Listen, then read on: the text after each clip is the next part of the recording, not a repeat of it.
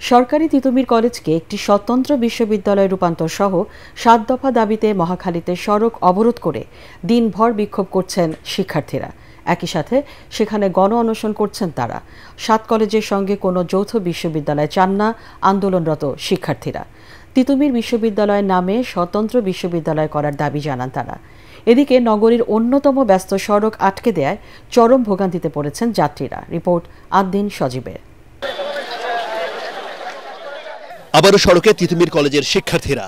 দাবিটা নতুন নয়, এই কলেজকে একটা স্বতন্ত্র বিশ্ববিদ্যালয়ে রূপান্তর করতে অবরোধ করেছেন তারা।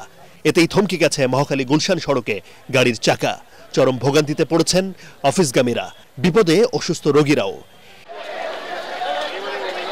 এই দফায় আন্দোলনের শুরুটা বুধবার বেশ কয়েকজন শিক্ষার্থীদের আমরণ অনশন থেকে, যাদের অন্তত ৩ জন অসুস্থ হয়ে পড়েন। এরই মধ্যে শিক্ষার্থীরা এই আন্দোলনের সঙ্গে সহমত জানিয়ে যুক্ত হলে পরিস্থিতির অবনতি হয়। শুরুতে মহাখালীতে কলেজের সামনে সড়ক অবরোধ করেন তারা।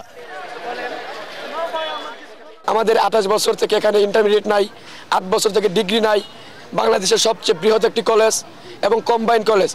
বাংলাদেশের মধ্যে এরকম বৈশিষ্ট্য নিয়ে আরো কোনো প্রতিষ্ঠান নাই।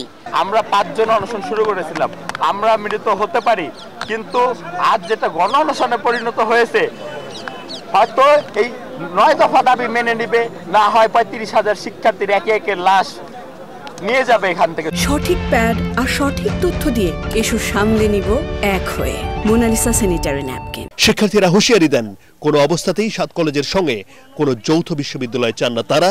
দাবি মানা না হলে সড়ক থেকে সরে না যাওয়ার কথাও জানানো হয়। আমরা এখন অবধি এখানে অনশন কর্মসূচি পালন করেছিলাম, কিন্তু আমরা আমাদের তিতুমির কলেজের প্রশাসনের অসহযোগিতা এবং আমাদের নিয়ে ওনারা তুচ্ছ তাচ্ছিল্য করার কারণে আমরা আমাদের কর্মসূচি তিতুমিরের গেট থেকে রাজপথে আসছি। আমাদের শিক্ষার্থীরা এখানে মরতেছে, 18 ঘন্টা হয়ে যাওয়ার পরও কেউ আসতে দেখতে আসে নাই, না আসছে প্রিন্সিপাল, না আসছে এদের কোনো অপদার্থ কোনো শিক্ষক। এখানে খাওয়া দাওয়া করো, তোমরা শান্ত হও। আমি আমার শিক্ষার্থী, আমার সন্তান না খেয়েছে, আমি খাওয়াতে পারি।